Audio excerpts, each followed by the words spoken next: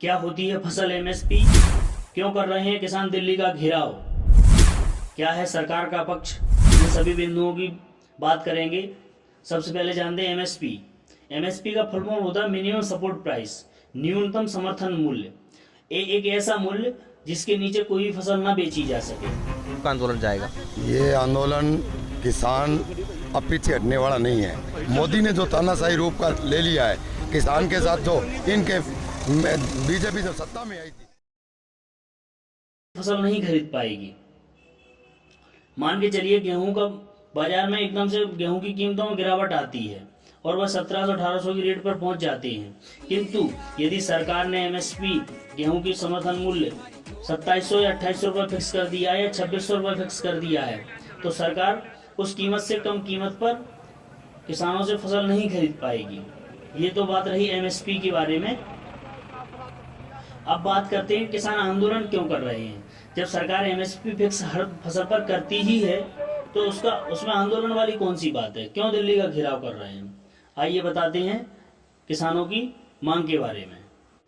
सबसे पहला बिंदु, किसानों का कहना है कि एमएसपी जब सरकार फिक्स करती ही है तो इसको कानून के दायरे में लाया जाए। एमएसपी को कानून बनाया जाए जिससे सरकारें कोई भी रहें, किसी की भी रहें, ये सरकार के लिए बाध्यकारी हो जाए कि एमएसपी फिक्स करनी ही पड़ेगी। पहला बिंदु तो ये है। दूसरा और बिंदु है दोस्तों, आप जानते हैं किसानों की दूसरी मांग क्या है।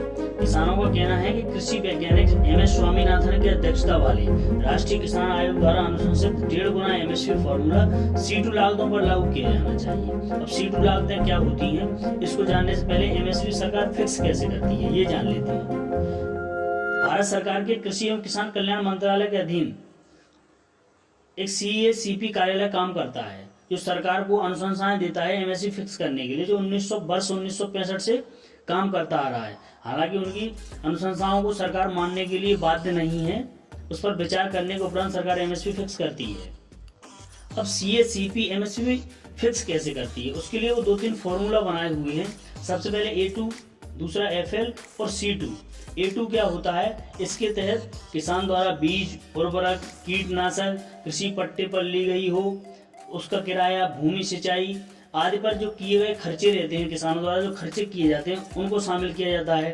दूसरा होता है FL, इसमें जो पारिवारिक श्रम होता है जिसमें कोई वेतन नहीं मिलता है, सैलरी नहीं मिलती है, घर के लोग मजदूरी करते हैं, सिंचाई, गुड़ाई, निदाई इत्यादि में जो काम करते हैं उसको शामिल FL के तहत किया जाता है। अब तीसरा होता है C2, इसका फॉर्मूला थोड़ा व्यापक होता है C2 का, इसमें कई चीज़ें शामिल की जाती हैं।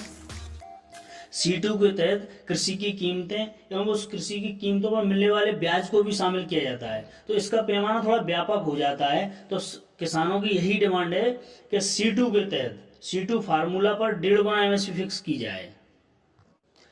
दोस्तों, इन्हीं सब मांगों को लेकर किसान बार बार आंदोलन प्रदर्शन कर रहे हैं तथा दिल्ली का घेराव कर रहे हैं। दोस्तों, अब बात करते हैं सरकार का कहना क्या है, सरकार का पक्ष क्या है। सरकार का कहना है जो CACP संस्था है वह व्यापक पैमाने पर कृषि में आए खर्चों या लागतों पर विचार करती है और विशेषज्ञों द्वारा बताई गई पद्धति पर आधारित होती है। एमएसपी की सिफारिश करते समय CACP द्वारा A2, FL और C2 दोनों लागतों पर विचार किया जाता है।